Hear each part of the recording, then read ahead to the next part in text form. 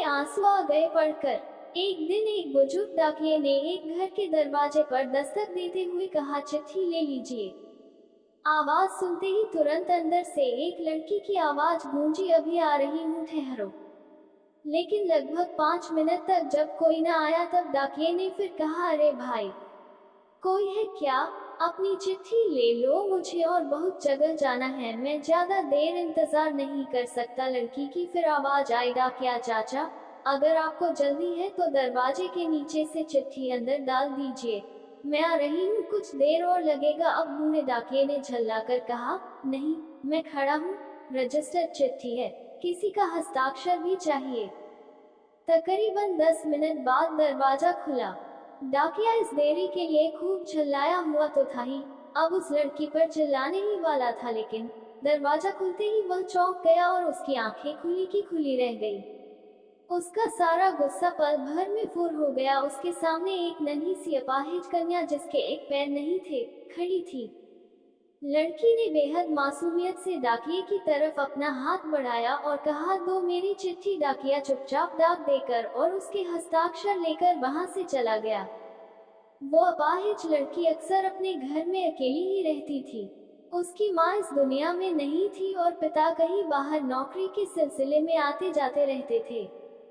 उस लड़की की देखभाल के लिए एक कामवाली बाई सुबह शाम उसके साथ घर में रहती थी, लेकिन परिस्थितिवश दिन के समय वह अपने घर में बिल्कुल अकेली ही रहती थी। समय निकलता गया, महीने 2 महीने में जब कभी उस लड़की के लिए कोई डाक आती, डाकिया एक आवाज देता और जब तक वह लड़की दरवाजे तक न आती तब तक इत्मीनान से डाकिया दरवाजे पर खड़ा रहता। धीरे धीरे दिनों के बीच मेलजोल और भावनात्मक लगाव बढ़ता गया। एक दिन उस लड़की ने बहुत गौर से डाकिये को देखा तो उसने पाया कि डाकिये के पैर में जूते नहीं हैं।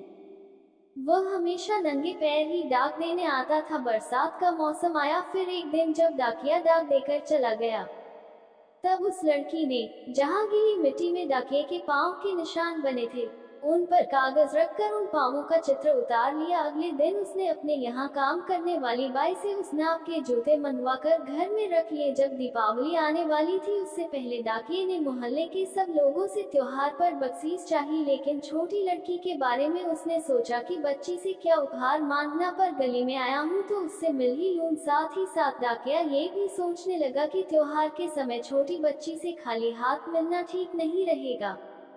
बहुत सोच विचार कर उसने लड़की के लिए 5 रुपए के चॉकलेट ले लिए। उसके बाद उसने लड़की के घर का दरवाजा खटखटाया।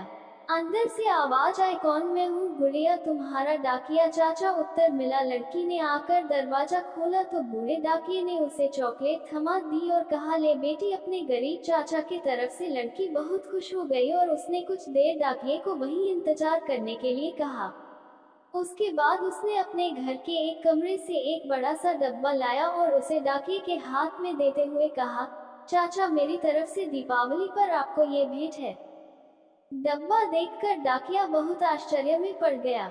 उसे समझ में नहीं आ रहा था कि वह क्या कहे। कुछ देर सोचकर उसने कहा, तुम तो मेरे लिए बेटी के समान हो, तुमसे मैं कोई उपहार कैसे ले लूं? बिटिया रानी, लड़की ने उससे आग्रह किया कि चाचा, मेरी इस गिफ्ट के लिए मना मत करना, नहीं तो मैं उदास हो जाऊंगी। ठीक है, कहते हुए बूढ़े डाकिये ने पैकेट ले लिया और बड़े प्रेम से लड़की के सिर पर अपना हाथ फेरा, मानो उसको आशीर्वाद दे रहा हो। बालिका ने कहा, चाचा, इस पैकेट को अपने घर ले जाकर खोलना।